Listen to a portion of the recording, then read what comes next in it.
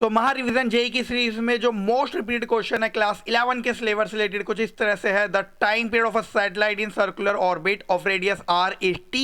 The period of another satellite in a circular orbit of radius 9r is. Okay, again ये एक बहुत ही simple question है जो कि chapter number 8 gravitation class 11 NCERT के syllabus से रिलेटेड है। ठीक है, नो डाउट ये केपलर के थर्ड लॉ से रिलेटेड क्वेश्चन है। देखिए यहाँ पे जेई में जब भी आपसे क्वेश्चन पूछा जाता है या तो केपलर का फर्स्ट लॉ का क्वेश्चन होता है या केपलर का थर्ड लॉ से क्वेश्चन पूछा जाता है। केपलर का फर्स्ट लॉ जो होता है वो आपको ये बताता है कि जितने भी प्लैनेट है वो सन के अराउंड रिवॉल्व कर रहे होते हैं इलिप्टिकल पाथ में। केपलर का थर्ड लॉ जो है वो आपको ये बताता है कि जो टाइम पीरियड का स्क्वायर होता है वो डायरेक्टली प्रोपोर्शनल होता है cube of semi major axis के। ठीक है, आप अगर ये डायरेक्टली प्रोपोर्शनल का साइन हटाएंगे तो आपको मिलेगा एक कांस्टेंट क्वांटिटी, तो हो जाएगा के आर की क्यूब।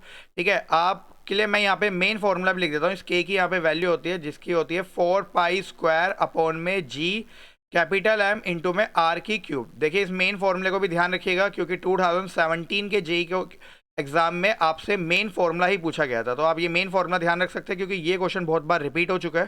ठीक है, अब मूव ऑन करते हैं क्वेश्चन में। क्वेश्चन में आपको दो केस दे रखे हैं। पहले अब केस में केस 1 अगर मैं यहाँ पे लिखे हूँ तो केस 1 में जो आपको रेडियस दे रखी है वो आर दे रखी है और जो टाइम पीरियड की वैल्यू गिवन है वो टी दे रखी है। ठीक है, केस 2 जो आपको गिवन है, केस 2 में आपको जो the period of another satellite in a time period आपको कैलकुलेट करना है, यानी कि टी डैश की वैल्यू आपको कैलकुलेट करनी है एंड जो आपको रेडियस गिवन है वो 9r गिवन है। ठीक है, तो आप रिलेशन बना लीजिए T square directly proportional to R की क्यूब, तो यहाँ पे T square equal to R की क्यूब है, तो आप लिख सकते हैं टी1 स्क्वायर टी1 अपॉन में टी2 का होल का square which is equal to r1 upon में r2 की होल की क्यूब। ठीक है, यहाँ पे t1 की वैल्यू आपको t गिवन है, t2 की वैल्यू आपको फाइंड आउट करनी है जिसे हमने t डैश लेट किया है का होल का square which is equal to r1 की वैल्यू आपको r गिवन है और r2 की वैल्यू आपको 9r करके गिवन है का होल का क्यूब।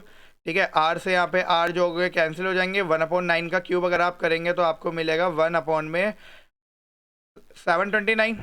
ओके, ये हो गया आपका t अपॉन में t डैश का होल का स्क्वायर। ये स्क्वायर अगर उधर जाएगा तो रूट में कन्वर्ट हो जाएगा, तो आपको जो मिलेगा वो कुछ इस तरह से मिलेगा t अपॉन में t dash which is equal to 1 में अंडर रूट 729। ओके, यहाँ पे अगर 729 का रूट किसी को निकालना आता हो तो 729 का जो रूट होगा वो होगा 27 करके, तो ये हो जाएगा आपका 1/27। तो जो नया टाइम पीरियड आएगा t डैश वो हो जाएगा 27t। इसलिए इस क्वेश्चन का जो राइट आंसर होगा वो ऑप्शन नंबर सी 27t।